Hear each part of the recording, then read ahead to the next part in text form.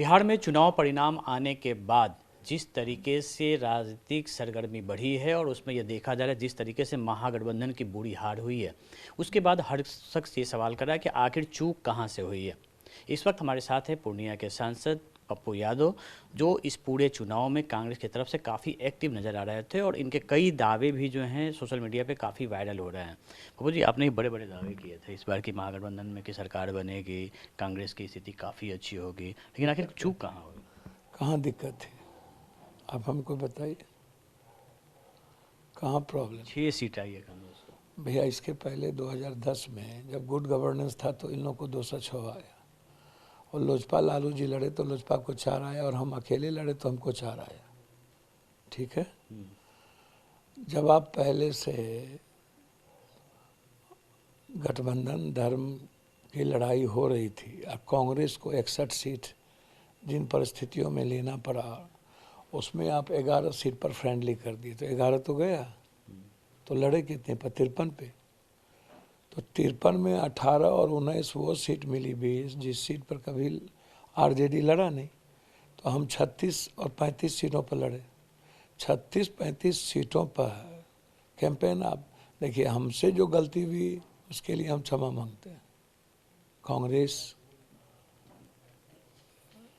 जनता के मैंडेट को धन्यवाद, सम्मान। नीतीश जी को बधाई। सिर्फ नीतीश जी के फेस पर अंतिम पारी दया की पात्र, दया कर दो, और 40,000 करोड़ रुपए की घूस 6 तारीख को, जिस दिन वोटिंग थी उस दिन 6 तारीख को पैसा कैसे गया? कहाँ पैसा गया था? सारे अकाउंट में। अच्छा, वो जो 6 तारीख, जीविका दीदियों के अकाउंट में था। 6 तारीख को सर। सर 6 तारीख को पैसा जाएगा सर? हाँ, चुनाव में। सर इसको आप जायज ठहराएंगे? और वर्ल्ड बैंक का सारा पैसा आप जनता के पैसे से आप जनता को खरीदेंगे, और 65% एक माहौल आप तैयार कर दिए कि इतना गैप, और महिलाओं के बारे में इतनी बात कर दो कि लोग का ब्रेन ही ना दौड़े अमित भाई के चोरी पर। भैया हमको आप एक बात बताओ, आप पूर्णिया में 50,000 वोट आपने एसआईआर में निकाल दिया, माइनॉरिटीज ST SC का, इंडिया गठबंधन का वोट था। उसके बाद हमको 95,000 वोट आया।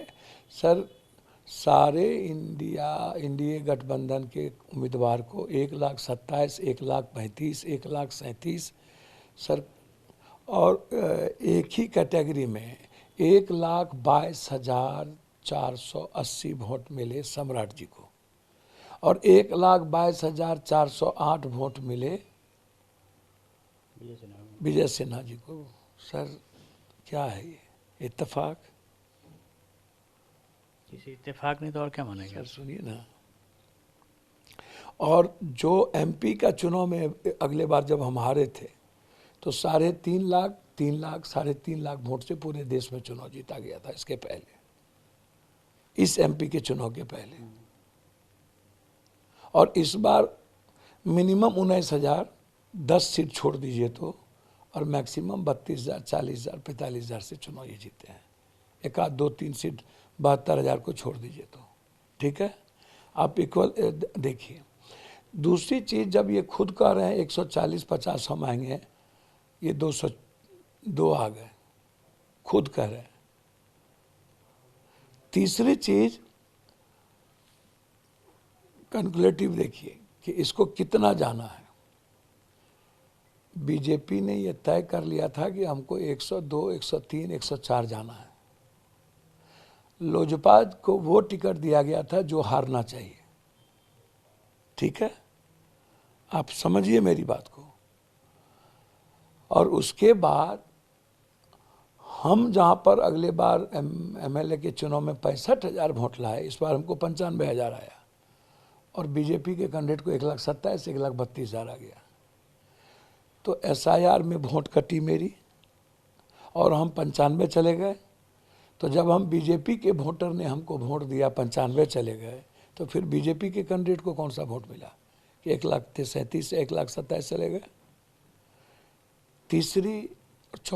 तीसरी जो इम्पोर्टेंट है वो है कि लगभग 80% सीट पर शहरी छोड़ करके सभी सीट पर इंडिया गठबंधन को बैलेट पेपर में 60% वोट इंडिया के गठबंधन के कैंडिडेट को मिला। उसमें महिला नहीं थी। क्या उस पे जंगल राज का प्रभाव नहीं था? लेकिन एक बड़ा सवाल होता है ना कि जब वोट कटा, नाम कटा वोटर लिस्ट से कम, तो शिकायतें कहाँ आई? आप लोग इतनी हर चीज़ पर आप लोग मॉनिटरिंग कर रहे थे, यहाँ तक कि जब वोटिंग से लेके जो जब आप तय ही कर लिए थे अमित जी कि जबरदस्ती चुनाव करवा देना है, जब सुप्रीम कोर्ट में निर्णय था उसके पहले आपने घोषणा करवा दिया चुनाव का, तो आपका और पूरी गड़बड़ी हुई है। गड़बड़ी सामने आएगा सब कुछ। सर, उत्तर प्रदेश के 5-5 हजार लोगों का नाम बिहार में कैसे जुटा सर? 2 जगह वोटर लिस्ट में नाम कैसे है? और वोट कैसे गिरे यहाँ सर? और जब बाहर से लोग आए तो उसका वोट गिर गया, बोला वोट तो गिर गया। और जो लोग बाहर से आए उसका वोटर लिस्ट में नाम नहीं था, वो तो सर सब कई जगह से वायरल हुआ। ये बताइए कि सर ये जो मैंडेट मिला है तो आपके हिसाब से ये बोर्ड चोरी से मिला है? सर, चाहे 40,000 करोड़ रुपया आप घूस दे करके कुछ लोगों से ले लीजिए, भैया चुनाव आयोग क्या कर रहे थे? पैसा डलवा रहे थे। चुनाव आयोग एक बयान आया था, उसमें सर एक बयान आया था कि जो योजना इम्प्लीमेंटेशन में है और उसकी पहले एक राशि जा चुकी है तो उसके बाद वो बाध्यता नहीं रहती है, तो वो कानूनन गलत नहीं है। नहीं, बिल्कुल गलत है सर। इसके पहले कहाँ कभी होता था सर?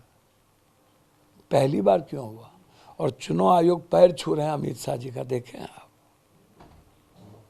सर मेरी बात सुनिए, मैं आपसे जो पूछ रहा हूँ उसका जवाब दीजिए। सर वोट घटे, हमारा वोट बढ़ा, उसका वोट कैसे बढ़ गया? सर बैलेट पेपर पर मेरा नाम 60%, हमारा हमको वोट मिल रहा है। और कहीं माहौल नहीं थी सर, 206 वाली माहौल कहीं नहीं थी, तो हमको बताइएगा ना सर।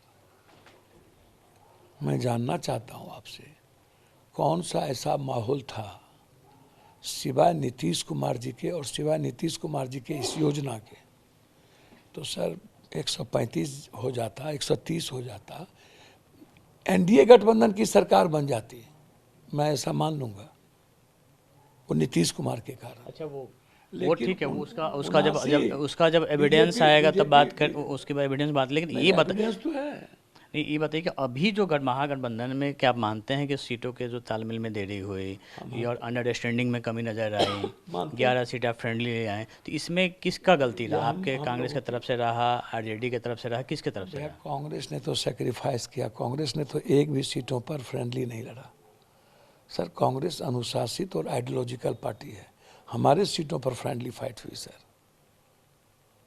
आप इसको उठा करके देख लीजिए सर। कांग्रेस ने तो मुख्यमंत्री में आपने जिनको शाश्वत पांडे को टिकट दिया, दीपक यादव आया, तो आपने भी तो अपना कैंडिडेट वापस नहीं लिया। भैया टिकट तो हमने दिया ना, वो मेरा सीट था, राजद का तो था नहीं, तो हम वापस लेते कि दीपक यादव को नहीं देना था। सर मुकेश सहनी जी के विधानसभा में ये तय था उनका भाई लड़ेगा, तो फिर आरजेडी का सिंबल क्यों चला गया था पहले? क्या है सर, आप हमको ये बताइए ना, मैं आपसे ये जानना चाहता हूँ। हमारे नेता तो अत्यंत पिछड़ी जाति को मुख्यमंत्री घोषित कर दिए और तेजस्वी जी को युवा को मुख्यमंत्री घोषित कर दिए थे। ये भी कहा जा रहा है कि जो मुकेश सहनी को जो घोषित किया गया उप मुख्यमंत्री, उसके चलते मुसलमान काफ़ी नाराज हो गए थे।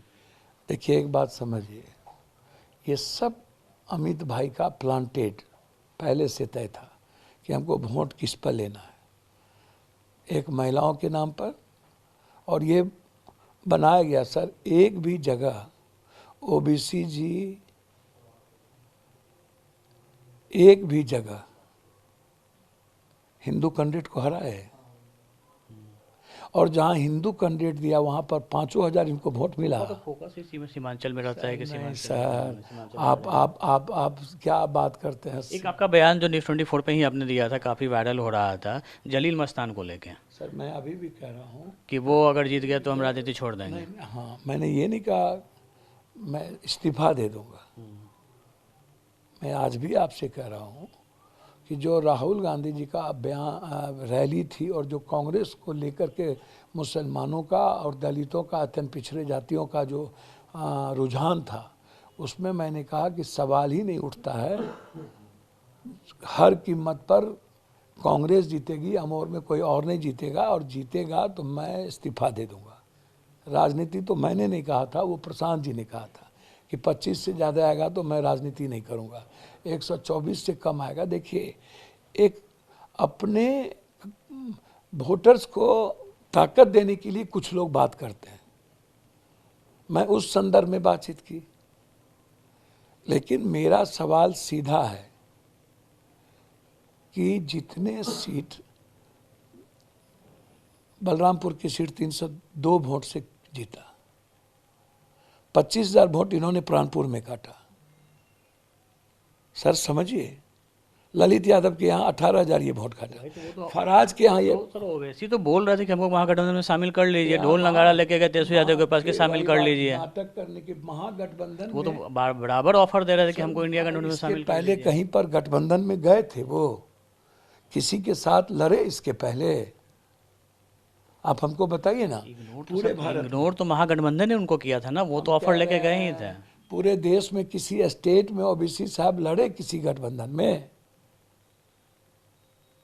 नहीं तो उनको आप एक्सट्रीमिस्ट बता देते, तेजस्वी यादव ने एक्सट्रीमिस्ट नहीं, बता गलत दिया, बताया, ये extremist किया। मैंने नहीं नहीं, तेजस्वी यादव का बयान था कि उन्होंने सर, मैंने बताया, और पहले इस चीज़ को उन्होंने भुनाया वहाँ पे सीमांचल में। मैंने पहले कहा कि गलत है, एक्सट्रीमिस्ट वाली बात नहीं हो सकती। और सर अब आगे क्या रहेगा? अब तो रिजल्ट आ गया, अब शपथ लेने की, शपथ ग्रहण की तैयारियां हैं। 18% को तो एक कर नहीं पाए, 88% को अपने बीएफ से कर दी, और लगभग कांग्रेस और आरजेडी को इन्होंने हराया। अब सेवा करें, जिम्मेदारी लिए हैं। कोरोना में तो एक बार आए नहीं थे, बाढ़ में तो एक बार आए नहीं थे। जब कोई घटना घटित होती है तब तो इनको सीमांचल और चीजें याद नहीं आती है। और विचारधारा की बात है, इसमें कोई बहस नहीं है। सर, कट्टरपंथ और चरमपंथ ये दोनों देश के लिए खतरनाक है।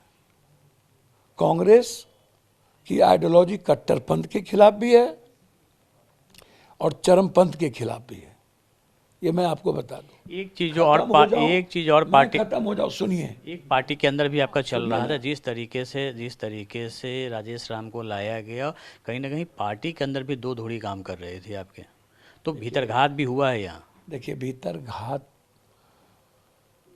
की बात मैं नहीं करूंगा, दो धुरी हर पार्टी में चलती रहती है, बीजेपी में नहीं चलती।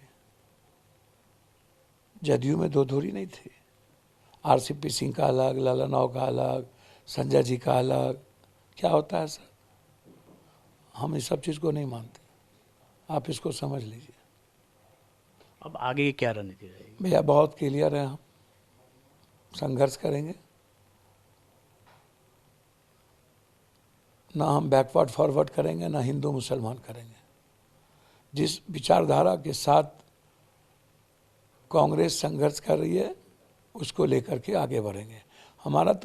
हमारी पहचान संघर्ष को लेकर है, मदद को लेकर है।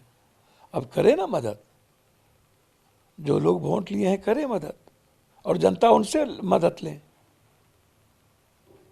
अब हमें तो 4 साल विकास की बात करनी है। हम तो चीनी मिल के बारे में पूछेंगे अमित भाई से कि कितना चीनी मिल खोल रहे हैं, 2 लाख रुपया कब दे रहे हैं। हम तो बात करेंगे अमित भाई से, जो वादा इन लोगों ने किया है, कब आप नौकरी देंगे, कि फिर इस 5 साल के बाद जंगल राज की बात उठाएंगे। हम तो बात करेंगे, इसीलिए यह आने वाला है, इसको आप फेयर चुनाव नहीं मानिए।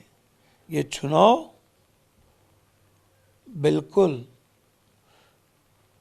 घूस दी हुई चुनाव है, पहले से ही स्क्रिप्टेड चुनाव थी, फूट डालो राज करने वाली चुनाव थी, हमारे वोट की चोरी कर लोकतांत्रिक व्यवस्था को खत्म करने वाली चुनाव थी। चलिए, हमारे साथ पप्पू यादव जो ये बता रहे हैं कि ये जो मैंडेट मिला है ये वोट चोरी है और इस पे कई प्रकार की इसमें गड़बड़ियाँ हुई जो समय आने के बाद उसके खुलासे भी होंगे। कैमरामैन सनी के साथ अमिताभ ओझा, न्यूज़ 24।